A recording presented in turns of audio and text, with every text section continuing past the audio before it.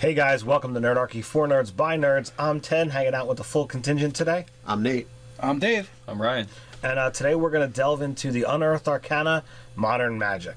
So lots of, cool stuff, giving us more information to be able to play a modern D&D game. Yeah, this is almost like a part two. I mean, the first one wasn't Unearthed Arcana. It was... in the DMG. Behind the scenes. Behind the screen. Screens. Yeah, something. Blah, blah, blah, blah, blah. But no, so, that was just like a quick, like, 1 page, maybe 2 page tops article. But this is more in depth. This is 9 pages, a new tradition, new Warlock pack. Cleric, new cleric. Oh, new cleric domain. Yeah. So... All kinds of spells. All kinds of spells. Did I say wizard tradition? Yeah, you did. Yeah. So, it's pretty beefy, 9 pages. It's not bad. Yeah.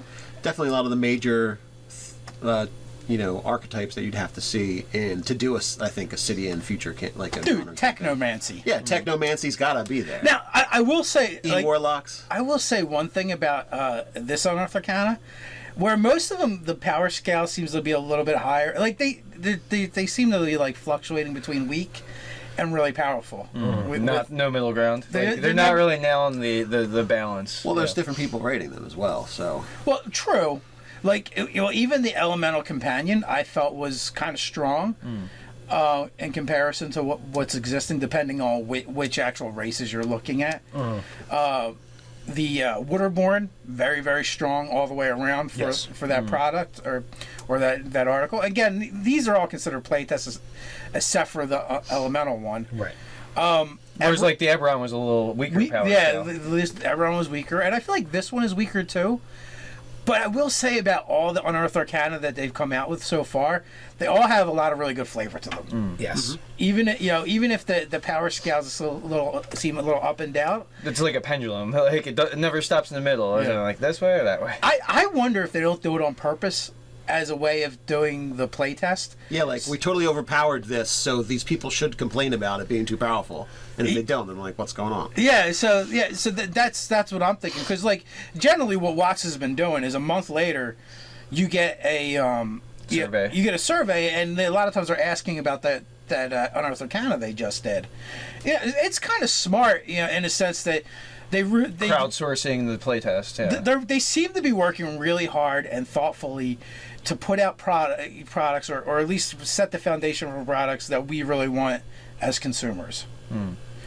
Which, I mean, this doesn't have anything to do with this specific thing, but that's the general feel I'm getting from all the Unearthed Arcana that have come out, and we've got a lot of them. I mean, between the Unearthed Arcanas and the Elemental Player's Companion, like, are we pushing 100 pages yet? Well over 50. Oh, absolutely. Yeah. So that's a lot of material. I'm thinking, I haven't done it yet, but I got to put them all in like plastic sleeves and put them in a notebook. Yeah, that's what I was to make it easier, because there's so much of it now. Right. So with that, let's dig into Unearthed Arcana Modern Magic. What did you guys think of it? My first thing, you guys know that I definitely favor clerics, and I looked at this thing here, and the first page, I look at, like the city domain cleric. While there's some cool stuff there, I couldn't believe that they actually get lightning bolt as a cleric spell. I was kind of blown away by that. Well, I'm not surprised, and I'll tell you what. Was it shocking, Ted? It was shocking. I'll tell you why they did it. Even. The idea is you're in a modern campaign, you're in a city surrounded by electricity. Yeah. Running through power lines. A lot of the powers actually involve, utilities. Electronics and I get it. I was a little shocked. That, oh my God! Well, you know me and puns, but I mean, like I said, I was surprised that it would actually fit in there, and the flavor works. I mean, it's not the first time that clerics are getting access to a serious damage spell, but I think it's kind of cool, and yeah, dude, is it the cleric that one of the? It's definitely the. I think it's the cleric. They actually have it's blurring together because I read them all together, read it last night. But one of their abilities is like, okay, the actual city attacks you using utilities or the ground collapses or you know, things to hamper and hinder your foe. Basically. Yeah, starting at second level, you can use your channel divinity to call on a city for aid. As an action, you present your holy symbol, and any city utility within 30 feet of you either works perfectly or shuts down for a minute. Additionally, each hostile creature within 30 feet has a charisma saving throw or be knocked prone. You know, and just all different kinds of descriptions as ways to do it. What could have actually happened. You know, power wires go off, or you know, hydrants burst open. Oh no, I'm thinking of the other one that just does a shit ton of damage. It's the Warlock ability that basically infects you with a technovirus. Yes. Yeah. Yeah. So yeah, you know why I feel like each of these archetypes are a little weak. They're also a lot of flavor. They're pretty flavorful and really cool. You know, thank you, Watch. You continued with doing the thing that I absolutely hate with the clerics. Is at 8th level, you do an extra weapon damage of some specific type. Right. What's the city damage? Psychic, of course. Oh, all right. That They works. call that city pressure. Yeah. So I'm sorry. Like I feel the psychic presence it's of the like city. that one part of that. It's like they're with phoning it in with the extra damage. It's very gamey. Yeah. You know, and I feel like they could have put something more Well, interesting. they don't get an extra attack, but they wanted to make them a little more pumpty in combat. Maybe it's just like the idea that they have like access to other planes of existence, and they become stronger conduits. Well, for they're it. just I'm fine. they're just smiting you with their holy power, basically. Like, all right, Could've given it's them a spike fine. spell It's instead. okay. It works in the game. I just feel like it's a lost opportunity to have do a- something more interesting. To have a cooler or interesting power, yeah. I mean, you know, I can see both sides. You know, as you know, these guys are suggesting that you know they're not getting that second attack because they're not a martial class, but that be able to do more damage. It's a 50-50 in my book. It's D&D. We just fight and do damage. No, we Drop the RP off of G completely. Why bother? Let's just play 4th edition. Playing games. So what else do we got there? We got a bunch of new spells, dude. Like the Warlock pack, where if you go Pact of the Blade, and you go with your patron is the Ghost in the Machine. Yeah. You can take an invocation that allows your pack weapon to actually be a gun. Oh yeah. I think you can take the invocation. Like, I don't think that's specific to that pact. I think you can take it for anything. You just like. The prerequisite is just Pact of the Blade feature. Okay, so yeah, you might not. Yeah, the patron. So you might could have not like a matter. demonic looking gun. You could have like a. because whatever with the Pact of the Blade, you know, you can have it look like anything you want. Yeah. Well, but usually it's kind of thematic. Like same thing with the pack of the tome. Like the tome kind of reflects your patron a little bit. You know. Well, I would think you would want it to. You anyway. would want the gun should look Shoots badass, badass and demonic. It's hot. or to the touch. tentacly or whatever, Yeah, whatever yeah. the case may be, Whatever or you get ethereal if it's the ghost Yeah. and the machine. Dude, I have a favorite spell. On off. No, it's summon. I think is it summon or call? Is it Nobot? No, the vehicle. Oh, find vehicle. Yeah, it's like the find mount, but with. Yeah, basically, Yeah, you know, it lasts 8 hours. You just call a vehicle, and like it even says, like, you know, depending on your patron, the vehicle Could look like. is gonna reflect that. You know, so like if it, you know, so if you summon a card, you know, and you have a fiendish pact, there's probably gonna be you know, like a jet black muscle car with flames up going up and down the sides. You want to do it and summon a motorcycle. Oh heck yeah. Well, yeah, Breathing fire out the exhaust pipes. You know, have things- flames for wheels. Eventually, get a monster truck. You could eventually get a monster truck. Yeah, it just says Demonic non-military land vehicle, so I mean, Yeah. monster trucks Dude. in the cards. Dude, no, looking. The Gravedigger. You just You summoned go- the Gravedigger. you go. You actually go fiendish pack. You summon the motorcycle, blade pack, and your pack weapon has got to be a chain. Nice. So you go. you're playing Road Rash. The rider is reborn. Yeah. Or- Ghost Rider. Yeah. Absolutely do it. Then you take the invocation. It gives you altered self. I believe there's one that lets you Yeah. do something like that. And then you can totally do the flaming skull. Yeah.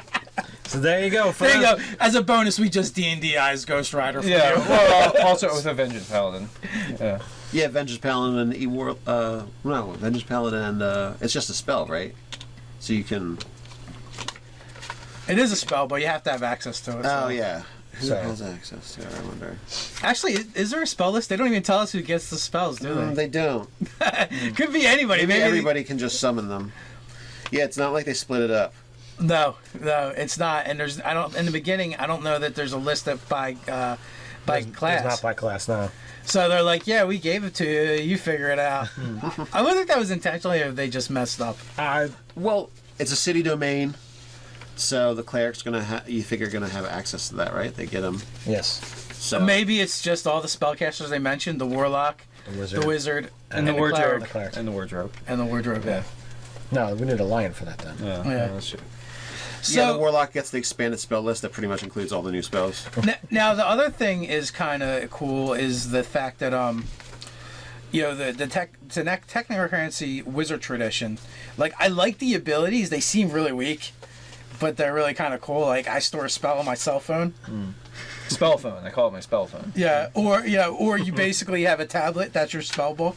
Yeah, that's cool. And their basic ability is all spells cost me half price. That's a good ability. Yeah. So you don't go. They found my familiar. Yeah. They stole your idea, Ted. They must have seen the rune video, and they're like, that's a great tradition for a wizard.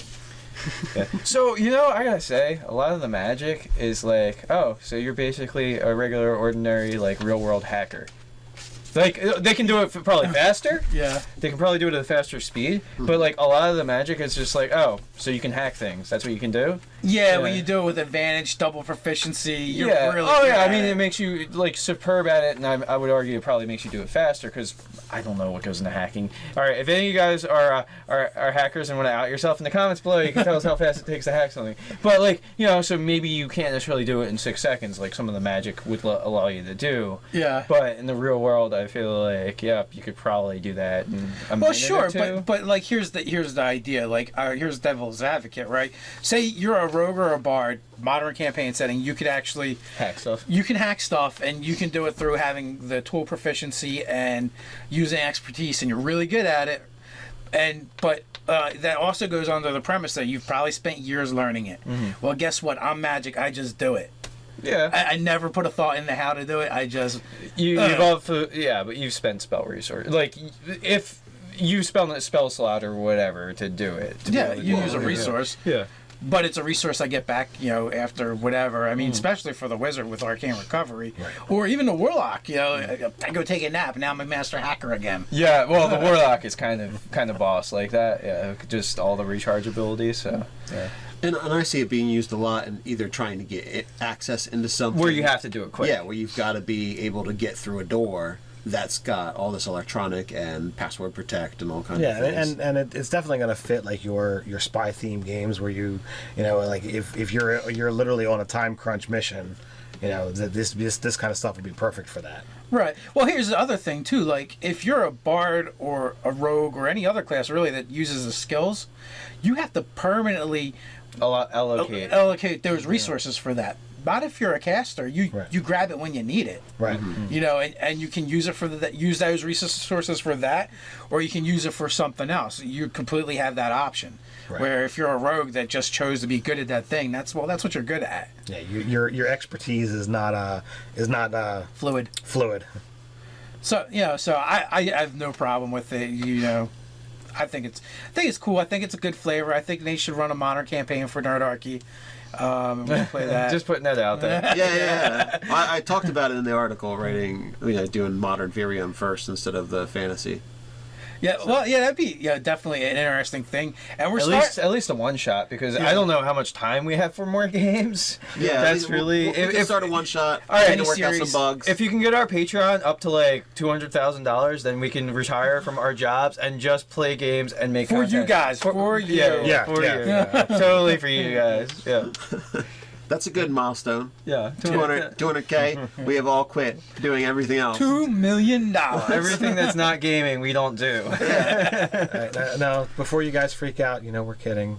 No, we're not. No, I'm not kidding. Ted's kidding. Yeah. If someone's stacked with cash and they're just like, sure, Nerdarchy, play forever. Yeah. Okay. All right, we'll do it. Bill Gates, we're looking at you. The Bill and Melinda Gates Foundation. Warren Buffett, come on, man. All right, so. Yeah, I'm sure. So, thumbs up or thumbs down on Modern Magic? I like it. I'm only so on it, like, because there's not enough of a rule. I mean, because given the nature of what it is, there's not enough of a rule structure to really have a full campaign. Like, it feels like it's like a quarter of the way to like Shadowrun, but it doesn't have the rest of the stuff to support it. Well, there's stuff in the Shadowrun. DMG. There's the stuff in the behind the screen article. Yeah. It's enough to start. You know, hey, you might have to do a little DM in the run it. I don't know, but I think I think somebody could pull it off. You'd They have to could pull it hack off. this one pretty hard to make it. Yeah, to make I'm it gonna work. hack it. Expert level. Yeah. We have You have with, level for us, with we have, expertise. we have the level 12 intellect that can hammer that right out. We have the tools. Yeah, his brain is like a supercomputer. So, in a modern setting, like a little thing, like, would you want to make psionics actually maybe a little more technologically based? Like, people just have integrated chips that allow them to do psionics, as Well, opposed to like explaining what do I wanna do? the meta science of it. Like, you do more of like a. They actually have like a computer chip in their. I brain. really like the psychic circuitry concept. Model? Yeah. With like the conduits, and they're just like, you know, using acupuncture and other things to Dude, you gain could access you to could that stuff. totally do where most psionics work that way, but every once in a while you have an aberrant that doesn't need anything to do psionics. So in essence, they become like the freaks. Right. Oh yeah, that's a cool concept. I stole it. You would. I would. All the best. Yeah, things, so just I'm so- thinking psychic circuitry would be cool to have in things, and have it be like a high psychic kind of thing. Well, Virium is a high psychic kind of thing anyway, so. And we have a whole 5 levels of psionics. Yeah, I to was play like, I'm with, gonna need so- a little more than 5 levels, guys. No, the Not for a campaign. one The shot. campaign just ends. At Oh yeah, 5 for one levels. shot. Everybody can be 5 levels of psionic and 5 levels of something else. Nah. That's probably how it'll go. Nice. So I don't know. I Psionic think we was pretty much covered it. You know, it's good. We'll put the link in the description below, guys. Check it out. Give us your feedback, what you think of it, and with that, Until next time, stay Stay nerdy. we can't stay nerdy yet. We have to do all the ending stuff. I think we said Patreon enough. Yeah. Then it'll show up in a Google search. Okay, never mind. We're going to really end it. But you can go check out stuff on nerdarchy.com. Or you can like, comment, share, subscribe. You can follow us on Twitter. Patreon. Until next time, Stay stay nerdy. For real.